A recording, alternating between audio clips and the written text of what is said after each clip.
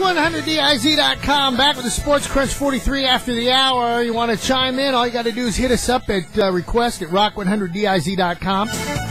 Or you can hit us up on our Skype. All you have to do is just Skype Captain Chris Hill, and we'll be more than glad to yap with you online about some sports. Now, we're just sitting here talking about the Super Bowl and how much fun we had over in Tampa at Super Bowl 43, and some folks go, well, how come you're not going to Dallas? Well, I was at Dallas last year for the NBA All-Star Game, and the temperature there is going to be just as bad as it was when I was there last year. It's going to be like 26 and 29 in the next couple of days, and everybody says, well, it's no big deal.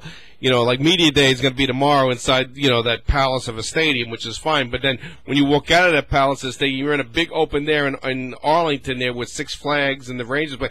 Big opening. That wind whips through that prairie thing. Whoosh, it's cold. So, see, we just decided we're going to stay home this year. Actually, we're going to stay home the next 3 years on purpose. Why? Because next year's Super Bowl is in Indianapolis. The Heartland, though. The Heartland. That's too cold. Well, now, what if the Jaguars go, then we got to go? Well, one thing I'll say about Indianapolis, because I was there, you know, a couple of years ago for the opening of Lucas Oil Stadium. They have a very affordable. You get off the airport there for $5. You hop on the bus, takes you right down to the stadium. So that's the cheapest city I've been to that you can go from the airport to downtown. So kudos to Indianapolis. They have it done right for the people. And then the year after that, the Super Bowl goes to New York City. Now, I might go up there because I got my peeps up there. But I'm there now. You think about now this year how New York is getting pounded with snow like every other day. What kind of Super Bowl is that going to be up there? If you're there like the night of the game there. Look. See, I wanted to show something. See, when you have the Super Bowl down here in Florida, this is what it looks like. See? Nice green grass. Yes. You can see everything on the field. But now what? Hold on, watch this. Now when you have the Super Bowl up north in these godforsaken places, you see white. That's all you're going to see, people. And maybe you'll see a few people trying to run around. It's absolutely ludicrous why they've got these Super Bowls in these godforsaken freezing cold places. Let's go real quick, then we're running short on time. You know, they're putting, you know, Cowboy Stadium seats 100,000 anyway, but they're adding another 15,000 temporary seats. No, in the stadium there, you had these things where they had the party zones and everything where people could stand. Kind of like what we've got here in Orlando. Yeah, well, that's all disappearing. They're putting temporary seats. I don't know how they're going to do it. I guess they're going to bolt these seats in and have it hanging over or whatever, but they're putting in 15,000 extra seats wherever they can cram them. And right now on StubHub, supposedly the worst seat in the upper deck selling online for $2,975.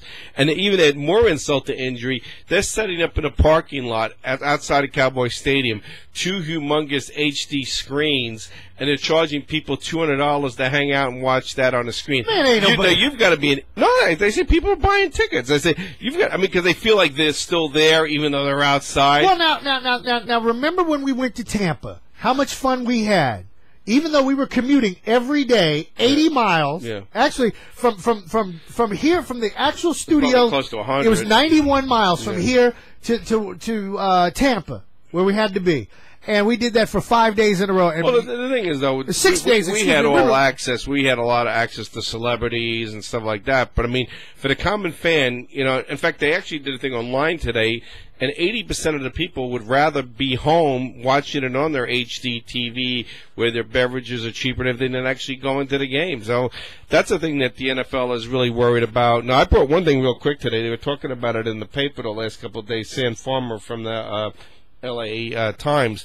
But, you know, they have these devices. Now, I actually had one being a season ticket holder for the Dolphins, which I didn't use because I never went to the games. I dispersed my tickets with friends. But they actually have these devices now to get people to go to the game.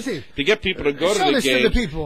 This is a device that you can get instant stats. You can get live broadcasts of other games. So, like, if I took you down to Miami and you really weren't into the Dolphins or whatever, you could pick up that thing and get the Redskins on and watch the whole Redskins game on that.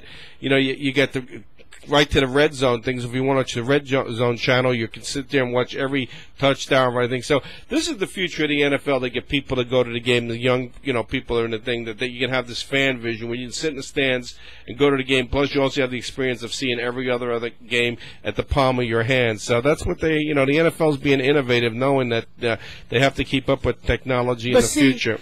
But see, I hate to change gears on this. I have to bring this party to a close. Because there's going to be a strike after the Super Bowl. Well, it's a conflicting thing. I think they'll settle. And, it was a big thing, that they wrote in Peter King today for SI. Paul Tagliabue was really getting ripped because, he made this last deal in 2006 that was in more favor of the players. And a lot of the owners are really upset about it. And see, this originally deal was supposed to run through 2012, but there was an opt-out clause, and since they ran it a couple of years and the players were getting more money, is why these owners were able to opt out this year out of the deal. It was actually supposed to run 2 more years. But they're saying that so many owners are bitter about this deal that Paul Tagliabue may not even get in the Hall of Fame because they're so angry at him about how this deal worked out for them. I just don't understand why some of these owners can be so bitter. I mean, you got to take care of your players. You got to take care of your players. Well, 30 out of 32 voted out. Now, the ones that went against it was Ralph Wilson of the Bills, because he's the guy that's losing money. I can't remember who the other owner was, but there was 2 owners that didn't want it because these are owners that lose money anyway because their teams stink. And they know. Well, also it's teams that can't. They don't have the luxury amenities. Like I don't think up in Buffalo they have the luxury suites or any of that stuff. So that hurts them, But I mean, that's the way it is. I mean, you're in a poor. I don't think Buffalo has a high economy that if you put 80 suites, you'd fill them. Okay, now what about? Speaking of filling suites and things of that nature, what about Minnesota and the dome that fell apart? That's a $15 million repair, and they're really hemming and hawing if they want to do it.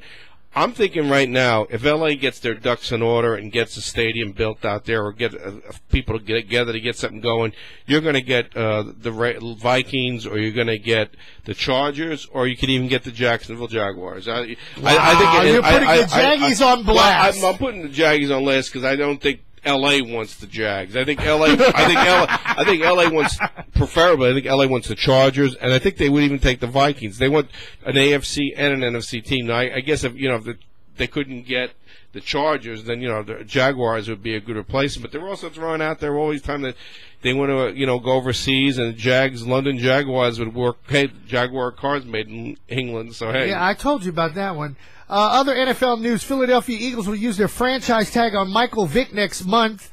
That means that he will be back for the 2011 season. And what's going to be good for him on that is that he'll be in your franchise. He's got to make what the top 3 quarterbacks are. So he'll be linked up there with Tom Brady and Peyton Manning for 1 year at least. So he's probably going to make $20 million. I'm glad he's getting. He only made $1 million in 2009. He got $3.5 million this year. He could have made up to $5 million, but since he got hurt, missed a couple of games, that hurt him getting that extra money. So the way Philadelphia has to look at it, you had Michael Vick for 2 years and you paid him $4 million. So if you pay him $20 million for this 1 year, it evens out because you're paying him for over the last 3 years like $5.5 million. He's definitely not that much, about $6.5 million. That's about, he at least was worth that, if not more. You're right, and then Michael Vick will be able to take care of his bills and be back to normal. Okay, we have to shift quick. Well, I'm going with Packers. You're going with Steelers. Well, hold on, I'm not done with NFL news. Bears VP McCaskey, Tim McCaskey, Vice President and the second oldest of team matriarch Virginian Ed McCaskey, has died. Condolences to him and to his family. He died Sunday night. He's been battling cancer over 17 months. And I'm surprised they never put his age out there. I couldn't find it anyway. It was, I guess, if he was the oldest of 11 kids, he's got to be what? They wanted to keep things secretive. He's got to be what? He had to be in his 60s, late somewhere 60s, I would say. Okay, one quick thing about the Super Bowl. And I know we're having a big party over at a good friend of mine's house. Fat Tom? Joe Thomas. He's almost as bad. What is it? Hold on. John Francesca. Yeah. Okay. People like to bet. That's why we have chips, people. We bet with chips. Or some of you out there, we can't say that you bet with... Well, I think you bet with chips in the casino. Yeah, you bet with chips with the casino, but some of you all bet with greenbacks. It's the highest day of illegal betting is the Super Bowl Sunday. Okay, more money Billions exchanges. Will be transferred. More billions of money. Billions. That's why I said on the morning show over on oldschool101.com that if they didn't play the Super Bowl, that would be a catastrophic event. Yes, it would. Okay, now, you got the spread, you got the over and the under and all that good stuff. Now, here's funny. This is funny to me. What will result... Hold it. That doesn't make sense right here. betting of the coin toss. Well, People will actually bet on the coin toss. That's an even thing because there's no that's way 50-50. to wait. That's 50-50. Okay. The first team, the team to win the opening coin toss is 50-50. The team to score first in the game, actually the Packers is more favored to score. If I'm reading this right, the one that's got the most points. Okay, the Packers are more apt to score first than the Steelers.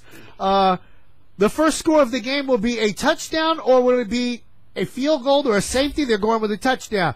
Will there be a score within the first 7 minutes and 30 seconds of the first quarter? Most people are saying yes, that will be happening. That's pretty crazy. Yeah.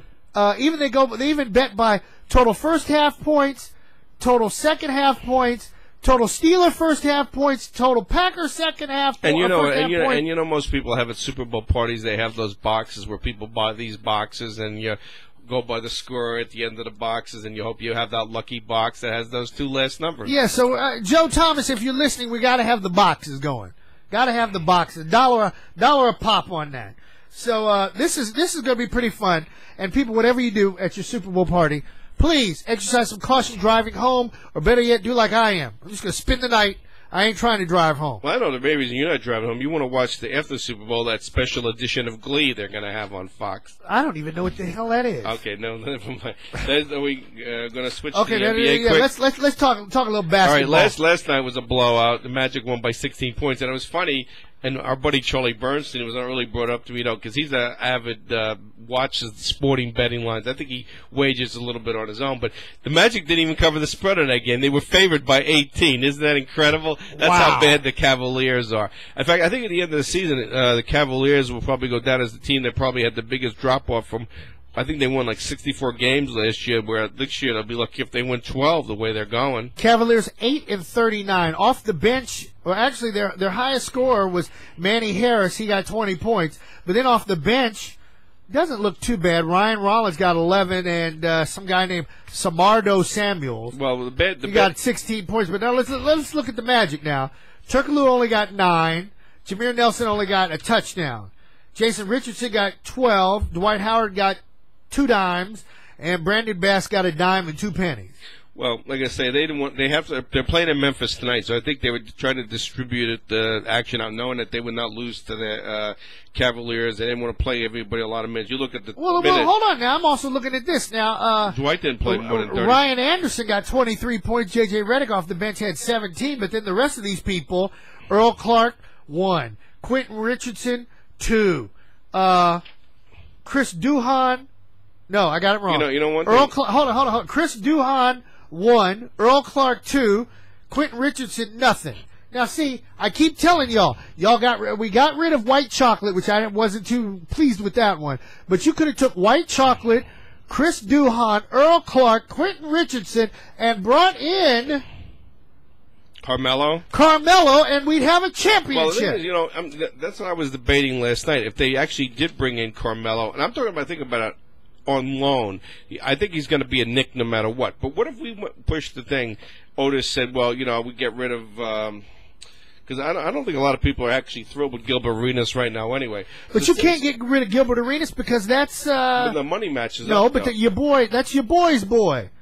That's the GM. Well, Otis Smith. Otis Smith says he talks to Gilbert Arenas almost as much as he talks to his own son. So the player that we're getting the most value out of right now is Ryan Anderson. He's making under $2 million a year, and he's putting up double figures every night. Now, like I say, tonight the Cavaliers really have a bad thing because they're having a back-to-back, and who they're playing down there in South Florida, Heat, which will be not a pretty scene for them. The Heat came out with a very big victory yesterday, 108-103 in Oklahoma City against the Thunder. It was a very entertaining game. I don't know if you watched it, but the thing that came out of that game, there was a little mishmash between Kevin Durant and Bosh, like trash talking, and Kevin Durant usually never says nothing, but he's really upset the fact that he says that Bosh is basically, riding the coattails of Wade and James, and like for him to talk all this smack is ridiculous. So down the road, these two may match up in the playoffs. Well, see, I missed that. I was too busy watching the Pro Bowl No, that was at 1 or 55 to 40. What was it? 42, 43, 55, 42, I believe it was. Absolutely ridiculous game. Why did they even bother playing? No, another big game yesterday was the Celtics out there in L.A., and they beat them decisively 109-96. And the Lakers are really getting ripped a lot lately. I mean, Jerry West has ripped them, saying they're old past their prime. And like I say, the Oklahoma City Thunder is right on their coattails, the probably being the second best team, in the West. So I think the Lakers, like Kobe Bryant was really upset. He came out yesterday saying that they're not taking these regular season games seriously, and even Phil Jackson came out and said that, we when the playoffs come around, we'll worry about these games. But I mean, it's still the Lakers.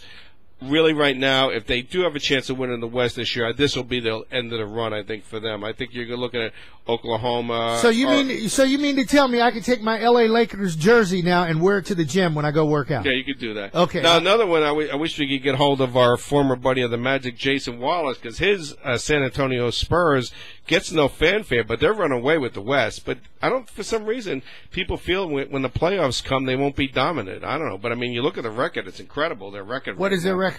Oh, what is their record? You would ask me that. But they're winning. They're winning. That's all they matter. They're winning big. They're in single-digit losses right now. Okay, so that's good. They are doing very good. They're right now. Iron Dave's 40 and 7. 40 and 7. Iron Dave is looking at us like he's ready to go. So 40 anyhow, and 7 is good. That wraps up another edition of the Sports Crunch. The last one talking about the NFL. Well, with the exception of we'll have Super Bowl wrap up. Super Bowl wrap up. And Paulie, your pick. I'm taking Green Bay. I'll lay the 2.5. You'll take the 2.5. I'm laying 2.5. They're favored. Pittsburgh is the underdog. Okay. So you want to walk away with those 2.5 to 3 points. You look. You see what kind of look. I got my chips. And we got Mr. Steeler in and there. I got Mr. Steeler saying, hold on. Can we get Mr. Steeler over here? And could you say something to the people, Mr. Steeler? Get us out of here.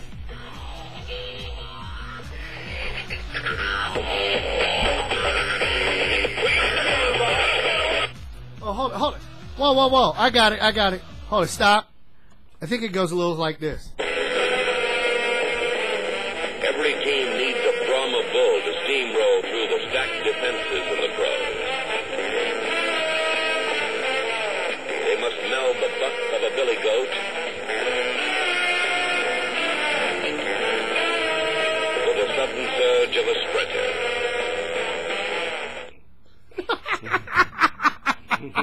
Here we go, Steelers. Here we go. Hi there. Are you already serious?